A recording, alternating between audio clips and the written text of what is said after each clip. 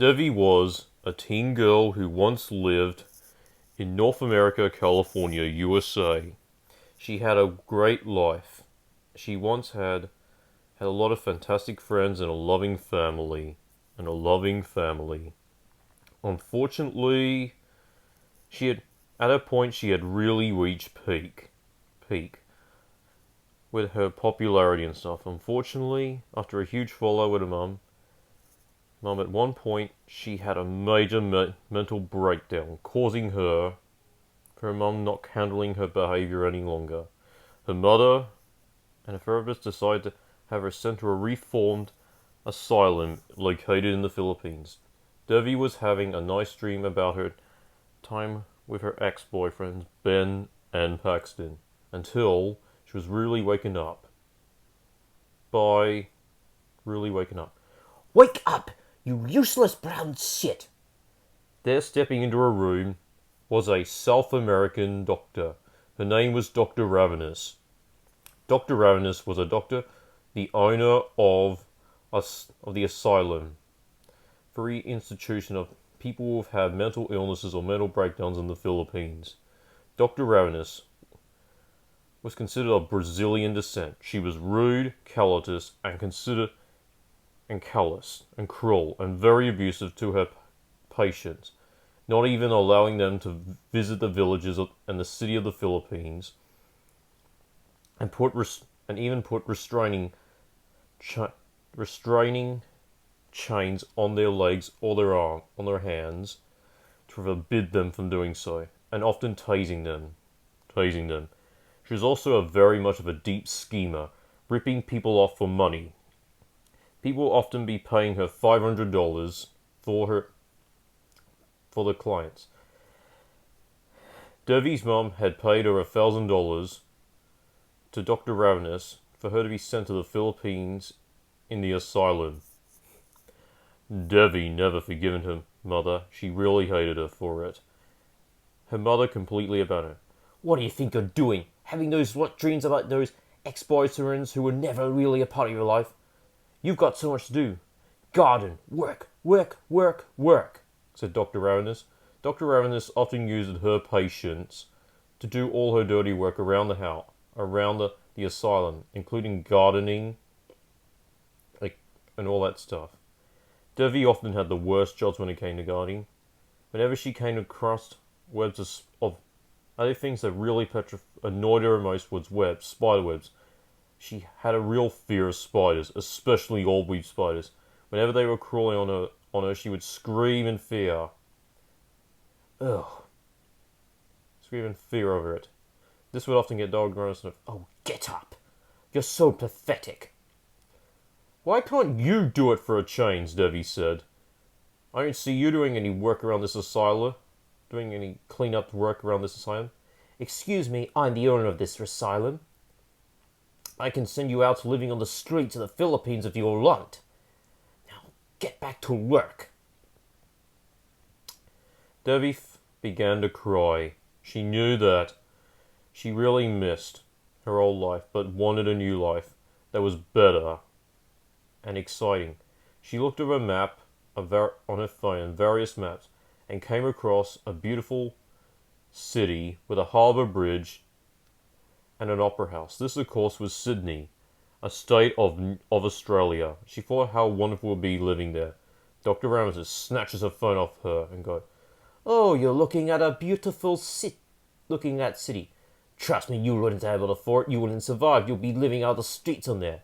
She snatches Devi's phone and then throws it on the ground and smashing it. Devi began to break out in tears. She really hated Dr. Ravenous, even had thoughts about wanting for her to be dead. At one point, Devi befriends a little mouse that lived by. The mouse was her only friend. There, the mouse showed very loyalty to her. One morning, while Devi was asleep, Dr. Ravenous screams, Eek! A mouse! Vermin! She literally tries to screw up, but Devi manages to blind Dr. Ravenous by pepper spraying her, that she snatched from her coat, grabbing the mouse and taking it out to the garden. Come on, get away from here as far as you can, Devi said. Get away from here as far. At least so you can go somewhere. I don't think I'll be going anywhere, said Devi said sadly. You know, I really think you still can. Devi looked to see standing beside her was a taller, old-looking man. The man had curly grey hair, an unusual and small beady blue eyes, a very pointy nose, and a very deep, broad voice. He also had a scarf around his neck, a walking cane. Devi was shocked. Oh, no, no, no, no. I mean you no harm, Devi. I'm your friend.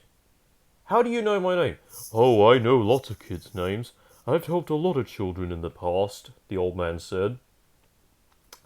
I see you're not happy. I know you're angry because your mum sent you to live in this asylum to think it's going to make you get better. You lost the previous life you once had. Yes. And now I want to go to Sydney, but Dr. Ravenous says I can't. Oh, well, I wouldn't listen to what Dr. Ravenous says, said the old man. You can still get to Sydney and even live there. He picks up a bag to Devi and shows her. Devi looks in the bag and sees a bunch of green, springy-like things. What are these things? Oh, I don't think you'll need to know it. No, but I can tell you one thing. They are very magical, and they can get you to the destination you need to. Marvelous things will happen. Okay. And I know for one thing, whatever you do, do not show them to anyone. If they fall into the wrong hands, it could mean total disaster. Even your worst nightmare will follow you to wherever you go, the old man said. So how do I know how these things work? How are they going to work? Who knows, said the old man. Who knows? He taps his finger on his nose. Devi then looks back at the bag, and as she's about to question, the old man has disappeared. Devi then quickly runs back to her room until she trips over, accidentally releasing the bag of green springs. They bounce around. Devi grabs most of them. Dr. Ravenous comes out frustrated. There you are, you little brat! How dare you spray me with pepper spray! Oh, you're asking for a serious beating this afternoon. I'm going to strip you down to your underwear as a punishment and make you clean the floors. Just then, Dr. Ravenous noticed on the mango tree a mango growing. Oh, a mango. I could have that for dessert. Oh, I'm hungry too, said Devi. All right, then we'll stir it. Playing her manipulated tricks to trick Devi into trusting her, suddenly the mango grew and grew and grew until it was almost the size of a double-decker bus. Until it was twice the size of a double-decker bus. Dr. Ravenous saw that this came up with a scheme to make more money out of it. During the rest of the day, Dr. Ravenous made money out of a gigantic mango. Devi remained in her room miserable. She was not even allowed to talk to the village girls, who were also in her age group. That night, Devi got all dressed up. Dr. Ravenous was in her office signing papers and counting her money. What do you think you're doing? Dr. Ravenous said. I thought I could go hang out with the village girls, Devi said. Oh, I'm sorry, you're too late. They've all gone home. Oh, better luck next time. But you can do a favor, you can clean up all the mess that those people have made, the villagers have made. Devi felt rather annoyed by this and quickly got to work. She then saw one of the green spring things outside as she was cleaning up. She followed it to the giant mango where she then picks up a slice of the giant mango, eating it. The giant mango makes a hole for Devi to get in. Devi saw this as an opportunity to hide away from Dr. Ravenous and her abuse.